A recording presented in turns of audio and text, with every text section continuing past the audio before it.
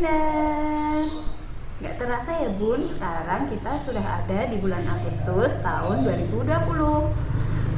Ngomongin soal Agustus pasti identik dengan bulan dimana Indonesia merdeka. Tapi bunda-bunda tahu nggak kalau di bulan Agustus ada momen yang spesial loh, terutama bagi ibu-ibu yang menyusui.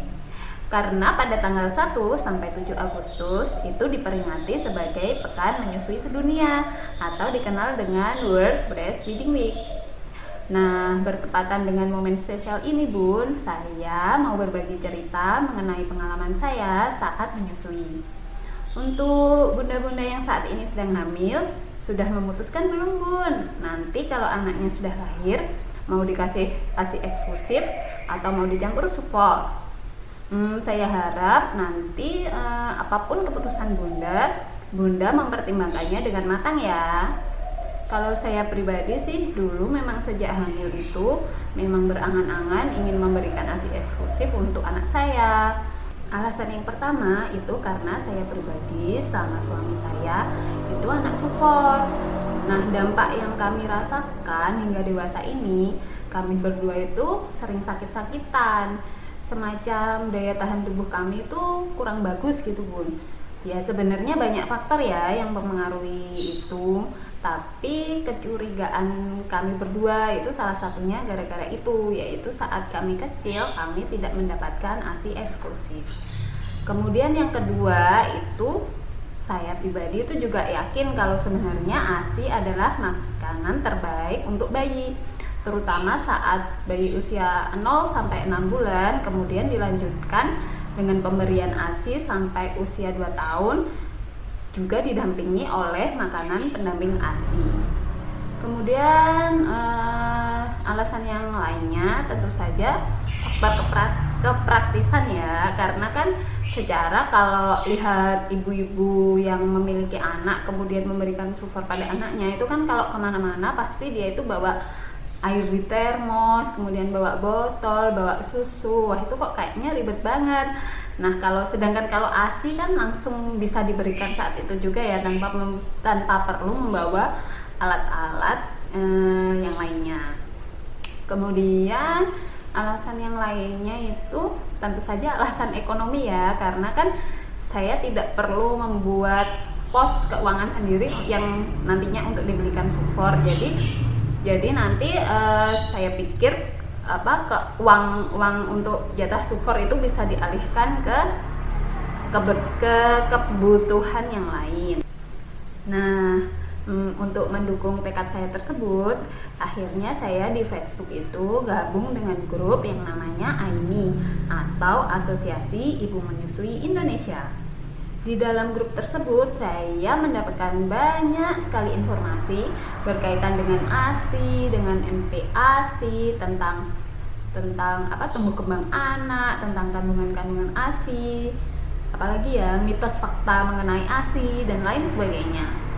Nah, pokoknya setelah gabung di grup itu, saya semakin yakin bahwa keputusan saya untuk memberikan ASI saat anak saya lahir itu adalah keputusan yang tepat.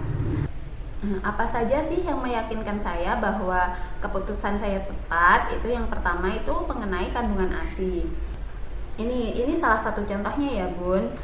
Bunda bisa lihat dari gambar ini deh, perbandingan dari ASI dan juga susu formula. Itu kan di dalam ASI dan susu formula itu terdapat zat-zat yang sama-sama bergizi ya. Untuk anak itu ada natrium, kalori, karbohidrat, protein, DHA dan RA. Itu kan sama-sama mengandung zat-zat tersebut, tapi ternyata kandungan yang ada dalam ASI itu lebih mudah diserap oleh tubuh. Karena kan ya kita tahu bahwa ASI itu merupakan ciptaan Tuhan. Dia itu alami, aman, dan mengandung nutrisi yang lengkap.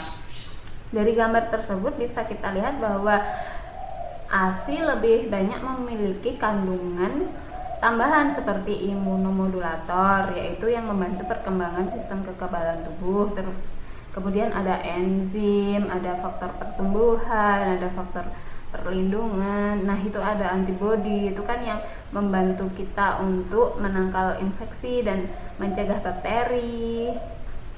Kemudian yang imunomodulator itu kan membantu perkembangan sistem kekebalan tubuh. Nah, itu saya jadi kepikiran kan, nah apa jangan-jangan itu yang membuat saya dan suami saya itu memiliki kekebalan tubuh yang rentan mengalami entah itu perubahan cuaca atau infeksi seperti itu. Nah, informasi lain yang saya dapat di dalam grup selain tentang kandungan ASI itu manfaat menyusui. Ternyata menyusui itu tidak hanya bermanfaat untuk bayi loh Bu, tapi juga bermanfaat untuk ibunya sendiri, kemudian untuk keluarga, bahkan sampai ke lingkungan juga. Kalau untuk ibu sih banyak ya sebenarnya manfaat dari menyusui itu. Salah satunya itu terikatnya bonding antara anak dan juga ibu. Kemudian ternyata proses menyusui itu bisa membantu ibu untuk mengurangi resiko kanker, diantaranya yaitu kanker payudara dan juga kanker indung telur. Nah, selain itu ternyata menyusui juga menurunkan resiko penyakit yang lain seperti penyakit hipertensi, kemudian diabetes mellitus tipe 2, terus apa lagi ya, penyakit jantung dan lain sebagainya. Terus kalau nggak salah nih, menyusui juga bisa untuk meringankan pendarahan saat pasca lahiran itu ya Bun. Itu bisa mengurangi pendarahan, kemudian untuk mempercepat kembalinya rahim ke ukuran semula dan lain sebagainya. Nah, ternyata yang saya tidak terpikirkan, ternyata menyusui itu juga bermanfaat untuk lingkungan. Nah, saya kan nggak kepikiran ya kalau efeknya ternyata bisa berdampak sebesar itu. Nah, apa sih hubungannya menyusui dengan lingkungan? Nah, dengan menyusui itu ternyata kita kan tidak menghasilkan limbah sama sekali ya, berbeda dengan produksi, distribusi dari susu formula. Kalau untuk susu formula kan tentu kita tahu ya bahwa untuk memproduksinya itu suatu pabrik pasti menghasilkan limbah. Kemudian untuk distribusinya juga itu kan pasti membutuhkan bahan bakar yang berefek pada lingkungan. Nah, dari ASI kan tidak perlu ya Bun, secara kita kan juga seorang ibu memproduksinya secara alami, dan mungkin bahan bakar yang diperlukan itu hanya makanan bergizi. Ya tentu saja untuk menyiapkan bahan bakar bergizi itu kita juga menghasilkan limbah ya, tapi kan tidak sebesar seperti limbah yang dihasilkan oleh perusahaan-perusahaan besar yang memproduksi susu formula. Nah, manfaat terhadap lingkungan inilah yang saat ini menjadi tema besar dalam Pekan Menyusui Sedunia kali ini, yaitu mengenai support breastfeeding for a healthier planet.